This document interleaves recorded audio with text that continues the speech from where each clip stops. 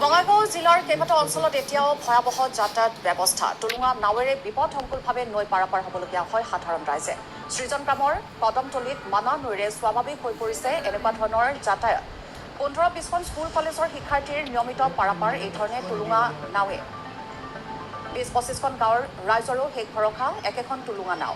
বিধায়ক, সাংসদ, মন্ত্ৰীক বাৰম্বাৰ আবেদন কৰিও আজি পৰ্যন্ত সেই স্থানত নিৰ্মাণ কৰা নহ'ল যাতায়াতৰ বাবে এখন দলং। অঞ্চলটোৰ পৰিস্থিতি সন্দৰ্ভত এক প্ৰতিবেদন আগবঢ়াইছো আমাৰ টোকলাৰ সংবাদদাতা মকিবুল ইছলামৰ।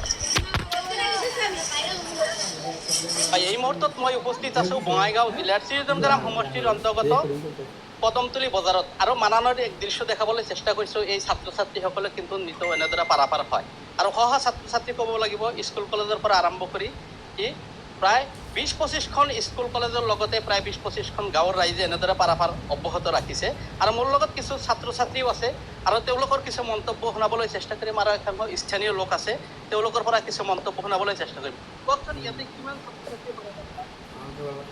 বহুত ছাত্ৰ পাৰ হয়, 1-150 মান হয়।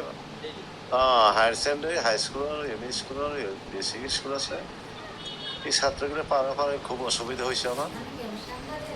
চৰকাৰে যদি কিবা ব্যৱস্থা কৰি ভাল হয়। ছাত্ৰ ছাত্ৰী কিছু মন্তব্য শুনাবলৈ চেষ্টা কৰিম। কোৱাচোন তুমি কোন স্কুলত পঢ়া? গোলাপপাড়া শামসুদার এমই স্কুল। নাওদি পারাপার হতে ভয় লাগে না নাই? ভয় লাগে। কি হলে সুবিধা হব? দলং হলে সুবিধা হব। নাওদি পার হওয়া হ্যাঁ অসুবিধা লাগে, ভয় হ্যাঁ লাগে? ভয় লাগে। হয়, তুমি কোন স্কুলত পঢ়া? স্থাপত্যদার এমই স্কুলত পঢ়ো। হয়, আচলতে ক'ব লাগিব টুলুঙা নাৱেৰে কিন্তু তেওঁলোকে নিতৌ যাতায়াত অব্যাহত ৰাখিছে আৰু তাৰ পাছতো কিছু ছাত্ৰ ছাত্ৰী আমি দেখাবলৈ চেষ্টা কৰিম এনেদৰে কিন্তু নিতৌ ছাত্ৰ ছাত্ৰী কিন্তু পাৰাপাৰ হয় আৰু এক দুৰ্বিহ যাতায়াত ক'ব লাগিব ভয় শংকাৰ মাজতে তেওঁলোকে কিন্তু পাৰাপাৰ হয়। কওকচোন ইয়াতে কিমান দিন ধৰি এনেকৈ ছাত্ৰ ছাত্ৰী পাৰ হৈ আছে? ইমান ইয়াতে নদীটো মানা নদী প্ৰায় 20 বছৰমান হয় আমি নৌকা দিয়ে পাৰ হৈ আছোঁ। ইয়াতে কি হ'লে সুবিধা হ'ব? ইয়াতে এটা দলং হ'লে ভাল হ'ব। দলং কওকচোন কি ক'ব? হয়, একচুৱেলি আমি মুখ্যমন্ত্ৰীক টানি অনুৰোধ জনাওঁ যে যিহেতু আমাৰ বৃহত্তৰ এলেকা গোলাপাৰা তৃতীয় খণ্ড পশ্চিম সৃজনগ্ৰাম সমষ্টিৰ হয়, ইয়াৰ আগতে কেইবাবাৰো আমি এনেকুৱা বাতৰিৰ জৰিয়তে জনাইছোঁ, কোনো ধৰণৰ কাণসাৰ পোৱা নাই আমি। তো বানপানীৰ সময়ত বিশেষকৈ বহুত স্কুলৰ ল'ৰা ছোৱালী এইটো নাৱেৰে পাৰ হয়। Golapara higher secondary, high school, private school আছে, চাবচদাৰ এম ই স্কুল আছে, ঠিকে হয়, 20-25খন স্কুলৰ ছাত্ৰ ছাত্ৰী ইয়াতে পাৰ হয়। পাৰাপাৰত কেতিয়াবা টুলুঙীয়া নাও, যিহেতু সৰু টুলুঙীয়া নাও বানপানীৰ সময়ত ডুব যায়, ডুব যোৱাৰ ফলত বহুতো ক্ষয় ক্ষতি হয়। সেইকাৰণে আমি টানি অনুৰোধ জনাওঁ আমাৰ স্থানীয় বিধায়ক, যিহেতু আমাৰ সৃজনগ্ৰাম 17 নং সৃজনগ্ৰাম সমষ্টিৰ মাননীয় বিধায়ক নুৰুল ইছলাম চাহাবক অলপ দৃষ্টিগোচৰ কৰাৰ কাৰণে অনুৰোধ জনাইছোঁ। হয়, একচুৱেলি আমাৰ পাৰাপাৰৰ কাৰণে অলপ সুবিধা কৰি দিলে হ'লে আমাৰ পকী ব্ৰিজ নালাগে, কাঠৰ এখন ব্ৰিজ বনাই দিলে হ'লে ভাল হ'ব আৰু কি। হয়, আচলতে ক'ব লাগিব যে যিটো টুলুঙা নাও, এই টুলুঙা নাওটো যিজন ব্যক্তিয়ে বনাই দিছে, কওকচোন আপুনি কিমান বছৰ ধৰি এই নাওটো বনাই দিছে? এইটো নাওটো আজি প্ৰায় 7 বছৰ হ'ল। 7 বছৰ হ'ল আমি কিবা মানে কিবা সুবিধা কৰি মানে নাওটো লৌকাটো বনাইছিলোঁ।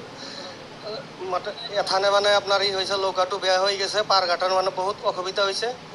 কোনো ধৰণৰ তাৰমানে আপোনাৰ প্ৰেচিডেণ্ট কাউন্সিলাৰ বা ZPC ইয়াৰ তৰফৰ পৰা আমি কিবা সুবিধা পোৱা নাই।